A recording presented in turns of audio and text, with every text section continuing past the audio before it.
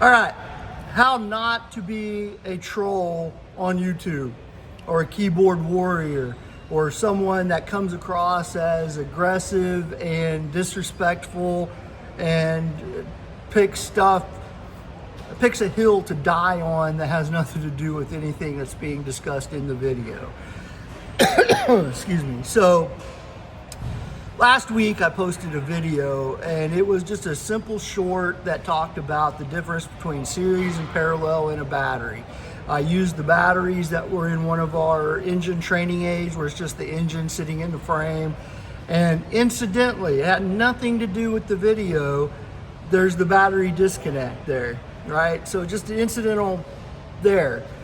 So this video, where it's about series and parallel, and it's just information for new technicians to understand the difference between how batteries are hooked up.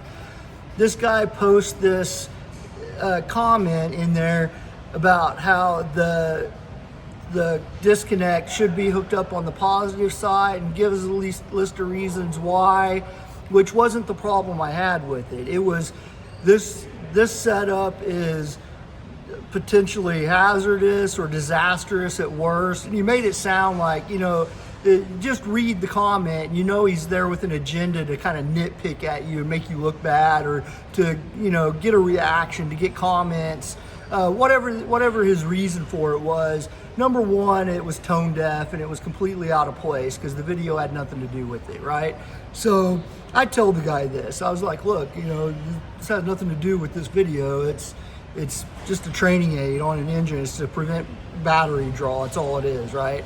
Polite way of saying shut the fuck up and, and move on. And of course, he couldn't leave it at that, right? He had to, another snarky comment. At this point, I'm off work. It's Friday. I got the whole weekend. I'm bored.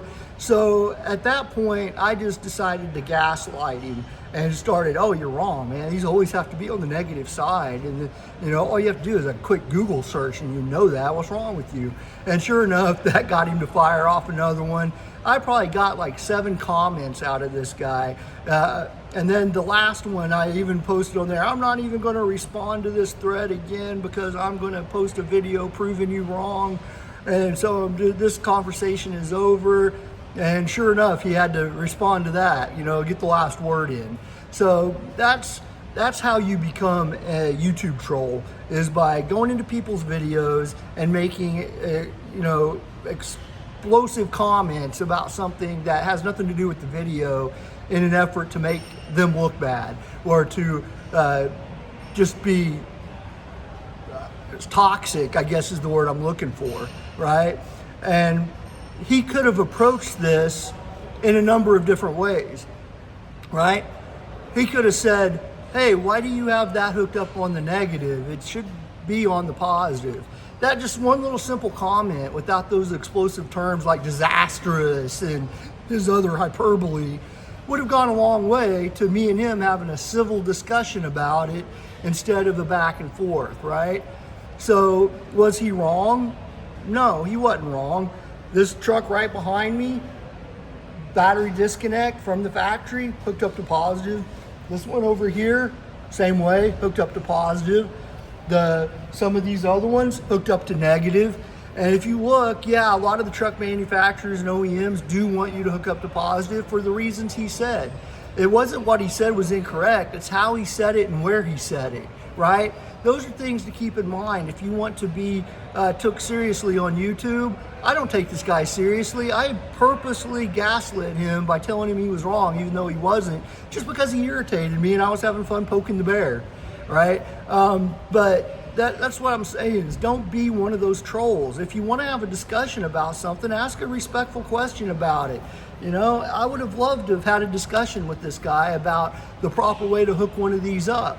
But he made it sound like right off the bat that I'm trying to explode an engine and kill all my students. And that's just not even in the realm of the truth, right? So I just wanted to put this out there real quick and let you guys know that the tone and the placement of the comments, most of the time when I get troll comments like that, I just delete them because I don't have time for them. But it was just good timing. It was on the weekend. I had nothing better to do than poke at this guy.